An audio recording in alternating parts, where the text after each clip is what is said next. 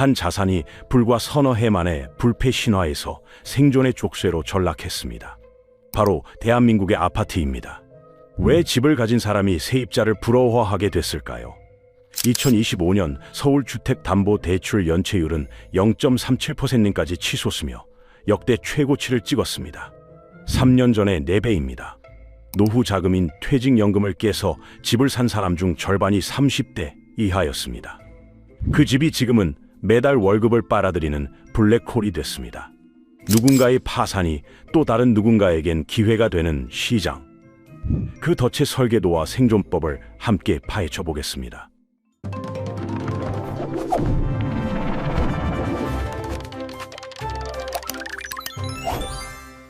도입부에서 말씀드린 연체율. 이 숫자는 결과였습니다.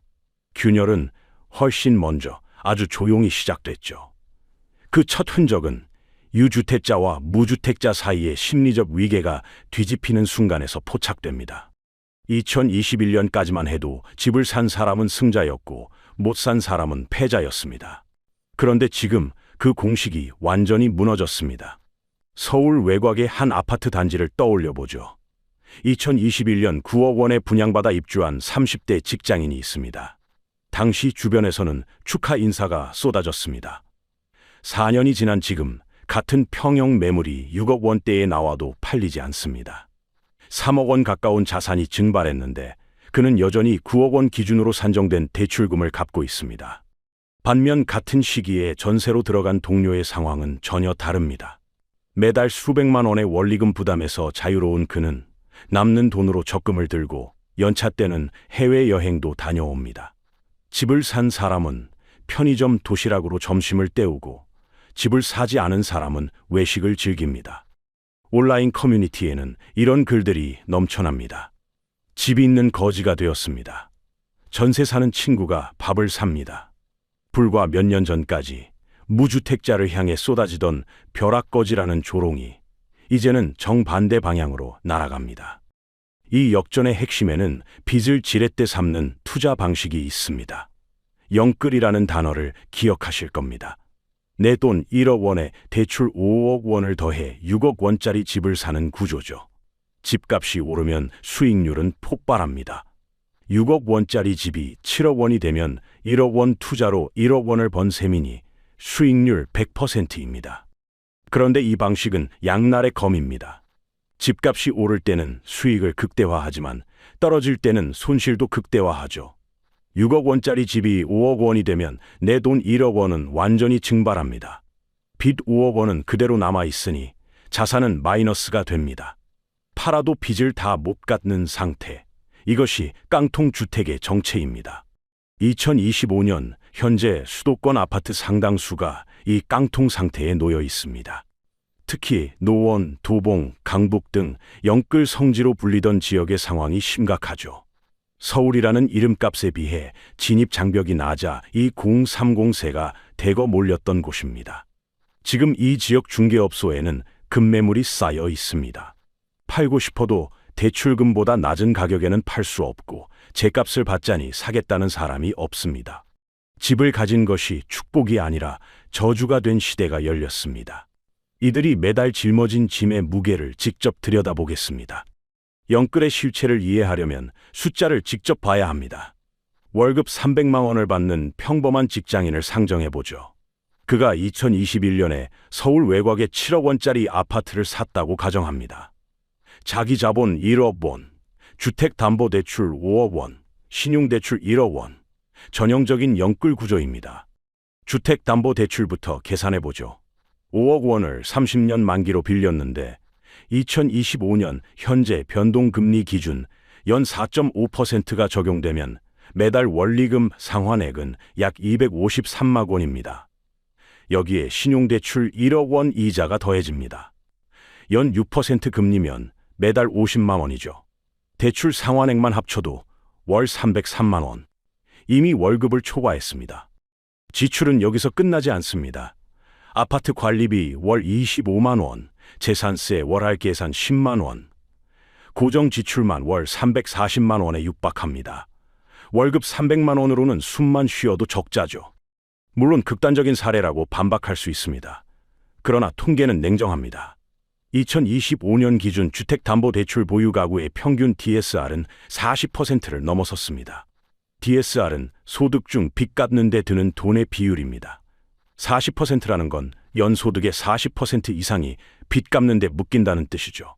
월급 300만 원 기준으로 환산하면 120만 원이 매달 대출 상환에 들어갑니다. 여기에 관리비, 세금, 보험료까지 더하면 실제로 쓸 수 있는 돈은 급격히 줄어듭니다. 문제는 이 고정 지출이 줄어들 가능성이 거의 없다는 점입니다. 집값이 떨어져도 대출 원금은 그대로입니다. 코픽스라는 지표가 있습니다. 은행이 예금을 모으는 데 드는 비용인데 이 지표가 오르면 대출 금리도 따라 오릅니다.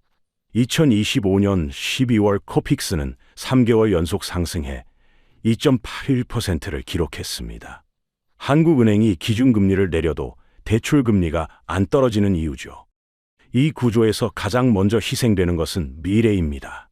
저축이 사라지고 노후 대비 연금 납입이 중단됩니다. 자녀 교육비는 또 다른 대출로 충당하죠. 자산을 보유하고 있지만 그 자산이 오히려 경제적 자유를 옥죄는 상황. 이것을 자산 함정이라고 부를 수 있습니다. 더 심각한 문제는 이 덫이 개인의 고통에서 끝나지 않는다는 점입니다. 영끌족이 외식을 줄이고 여행을 포기하면 자영업자 매출이 줄고 자영업자 소득이 줄면 그들 역시 소비를 줄입니다.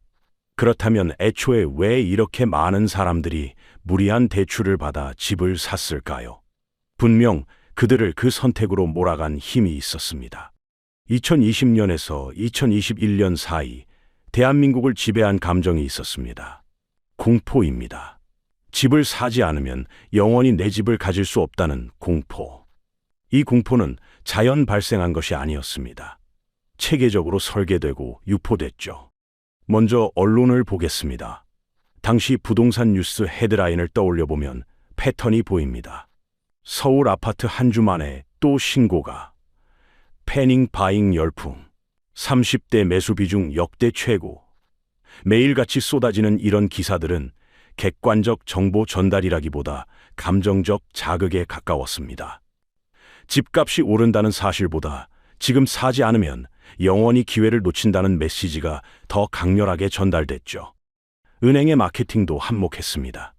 주택담보대출 광고는 내 집 마련의 꿈이라는 감성적 언어로 포장됐습니다.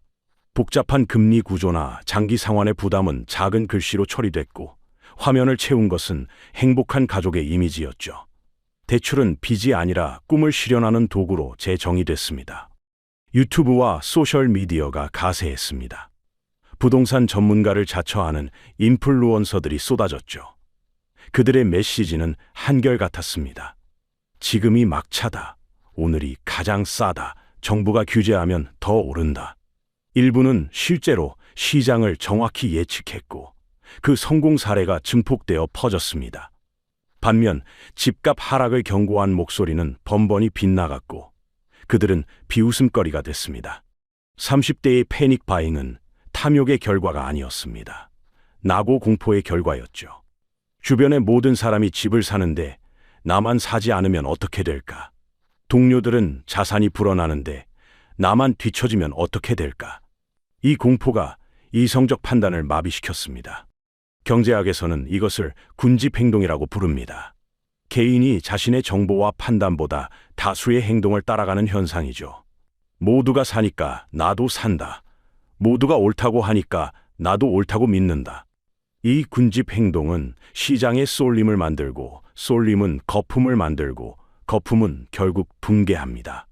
그런데 공포만으로는 실제 매수로 이어지지 않습니다. 돈이 있어야 집을 사죠. 자기 돈이 부족한 사람들에게 부족한 만큼을 채워준 것이 금융상품이었습니다. 특히 혼합형 금리 대출은 초기 부담을 낮춰 진입 장벽을 허물었습니다. 처음 5년은 낮은 고정금리, 그 이후는 변동금리, 달콤한 조건이었습니다. 그러나 이 상품에는 시한폭탄이 내장되어 있었습니다. 영끌을 가능하게 만든 금융상품의 핵심은 혼합형 금리 대출이었습니다. 구조는 이렇습니다. 처음 5년은 고정금리를 적용하고 5년이 지나면 변동금리로 전환됩니다. 당시 기준으로 연 2%대 후반에서 3%대 초반이었죠. 이 상품이 인기를 끈 이유는 명확합니다. 초기 상환 부담이 낮았습니다. 5억 원을 연 3%로 빌리면 월 원리금은 약 210만 원입니다. 어렵지만 불가능하지는 않은 수준이었죠. 그래서 많은 사람들이 이 상품을 선택했습니다. 5년 뒤에는 금리가 내리겠지, 혹은 그때쯤이면 월급이 오르겠지 하는 막연한 기대와 함께 현실은 정반대로 흘러갔습니다. 2022년부터 한국은행은 기준금리를 가파르게 올리기 시작했습니다. 연 0.5%였던 기준금리가 2023년에는 3.5%까지 치솟았죠. 7배 상승입니다.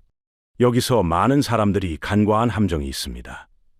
기준금리와 대출금리는 같지 않습니다. 대출금리는 기준금리에 은행의 조달 비용과 이윤을 더한 값이죠. 2025년 현재 한국은행은 기준금리를 2.5%까지 낮췄습니다. 그런데 이상한 일이 벌어지고 있습니다. 기준금리는 내렸는데 대출금리는 오히려 오르고 있죠. 앞서 말한 코픽스가 3개월 연속 상승하면서 변동형 주택담보대출 금리의 하단이 4%대로 올라섰습니다. 혼합형 금리의 최고 금리는 5.5%를 넘어섰죠. 2021년에 혼합형 금리로 대출받은 사람들의 5년 고정기간이 2026년부터 순차적으로 종료됩니다. 바로 내년입니다. 그때 그들이 마주할 변동금리는 처음 약정했던 3%대가 아닙니다. 5%대, 경우에 따라서는 6%대가 될 수 있죠. 월 원리금이 100만 원 가까이 뛸 수 있습니다. 은행 창구에서 이 상품을 권유할 때 5년 뒤의 시나리오를 상세히 설명해 준 경우는 드뭅니다. 금리가 오르면 이렇게 됩니다라는 경고보다 지금 이 금리로 내 집 마련이 가능합니다라는 권유가 앞섰죠. 결과적으로 혼합형 금리 대출은 진입 장벽을 낮추는 대신 출구를 막아버렸습니다. 들어가기는 쉬웠지만 나오기는 어렵습니다. 집값이 오르면 팔아서 빠져나올 수 있었겠지만 집값은 떨어졌죠. 버티지 못한 사람들은 더 깊은 늪으로 밀려납니다. 신용대출, 카드론, 그리고 이 금융권, 빚으로 빚을 막는 수렁으로. 주택담보대출 이자가 오르면 가계의 현금 흐름에 구멍이 뚫립니다. 이 구멍을 메우는 첫 번째 방법은 지출을 줄이는 것입니다. 외식을 줄이고 여행을 포기하고 자녀 학원을 끊죠. 그러나 이것으로 충당이 안 되면 두 번째 방법으로 넘어갑니다. 추가 대출입니다. 신용대출이 먼저 동원됩니다. 담보 없이 빌릴 수 있지만 금리가 높죠. 신용대출로 이자를 돌려막습니다. 그러나 신용대출에도 한도가 있습니다. 한도를 초과하면 카드론으로 넘어갑니다. 금리가 연 15%를 넘어가지만 당장 급하면 씁니다. 이번 달 이자만 넘기면 된다는 생각으로. 그러나 카드론 이자는 다음 달에 더 큰 부담으로 돌아옵니다. 1금융권에서 더 이상 돈을 빌릴 수 없게 되면 이 금융권으로 밀려납니다. 저축은행, 캐피탈사, 상호금융. 금리는 더 높아지고 조건은 더 불리해집니다. 그래도 빌립니다. 집을 지키기 위해서. 이미 투입한 돈이 아까워서. 조금만 더 버티면 집값이 반등할 것이라는 희망 때문에. 2025년 기준 3곳 이상의 금융기관에서 대출을 받은 다중채무자 수가 400만 명을 넘어섰습니다. 서울주택담보대출 연체율은 올해 5월 역대 최고치를 찍었고 이후에도 높은 수준을 유지하고 있죠. 연체가 경매로 이어지는 사례도 늘고 있습니다. 올해 1월부터 4월까지 서울에서 은행 신청으로 경매에 넘어간 부동산은 979건입니다. 지난해 같은 기간보다 30% 이상 늘었죠. 이들 중 일부는 더 위험한 영역으로 진입합니다. 갭 투자입니다. 전세를 끼고 집을 사는 방식이죠. 5억 원짜리 집에 전세 4억 원이 들어있으면 1억 원만 투자해서 집주인이 될 수 있습니다. 극단적인 지렛대 투자입니다. 그러나 집값이 떨어지고 전세가도 떨어지면 상황이 뒤집힙니다. 세입자가 나갈 때 돌려줘야 할 보증금이 4억 원인데 집을 팔아도 3억 5천만 원밖에 안 됩니다. 5천만 원이 부족하죠. 이 돈을 마련하지 못하면 전세 보증금을 돌려주지 못하는 상황이 발생합니다. 2025년 11월 기준 정부가 인정한 전세 사기 피해자는 누적 3만 5천 명을 넘어섰습니다. 결국 영끌은 개인의 문제로 끝나지 않습니다. 한 사람의 무리한 투자가 실패하면 그 집에 살던 세입자가 피해를 봅니다. 개인의 선택이 시스템 전체의 위기로 확산되는 구조입니다. 그리고 이 위기의 끝에서 누군가는 이익을 봅니다. 영끌족이 더 이상 버티지 못하고 쓰러질 때 은행은 손해를 볼까요? 결론부터 말하면 아닙니다. 은행은 손실을 최소화하는 정교한 시스템을 갖추고 있습니다. 그 핵심에 부실채권 시장이 있습니다. 과정은 이렇습니다. 대출자가 원리금 상환을 연체하면 은행은 일정 기간 독촉합니다. 그래도 갚지 못하면 해당 채권은 부실채권으로 분류되죠. 은행은 이 부실채권을 전문 투자사에 팝니다. 예를 들어 원금 5억 원짜리 채권을 3억 원에 매입합니다. 은행은 이 억 원 손실을 확정하지만 불확실한 채권을 장부에서 지울 수 있습니다. 투자사는 담보인 집을 경매에 넘기거나 채무자와 협상해서 일부라도 회수하면 차익이 남죠.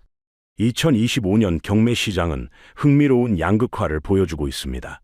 서울 핵심 지역의 경매는 오히려 과열입니다. 11월 서울 아파트 경매 낙찰가율은 101.4%를 기록했습니다. 감정가보다 비싸게 낙찰된다는 뜻이죠. 강동구는 122%, 송파구는 119%까지 치솟았습니다. 왜 이런 현상이 벌어졌을까요? 10월 정부가 서울 전역을 토지거래 허가구역으로 묶으면서 일반 매매가 어려워졌습니다. 그런데 경매로 낙찰받은 주택은 이 규제를 피할 수 있습니다. 규제를 피하려는 현금 부자들이 경매 시장으로 몰린 겁니다. 반면 서울 외곽과 지방의 상황은 정반대입니다. 외곽지에 집을 가진 사람들은 매도하려 해도 수요가 없어 거래가 안 됩니다. 결국 이자를 못 내고 경매로 넘기는 경우가 늘고 있죠. 인천 미추홀구에서는 전세 사기 피해 주택이 대거 경매로 나오면서 낙찰 가율이 70%대까지 떨어졌습니다. 같은 경매 시장인데 누군가에게는 기회이고 누군가에게는 탈출구조차 없는 늪입니다.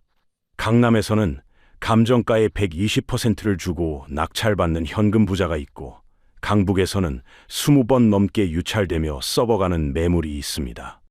이 구조를 비난만 할 수는 없습니다.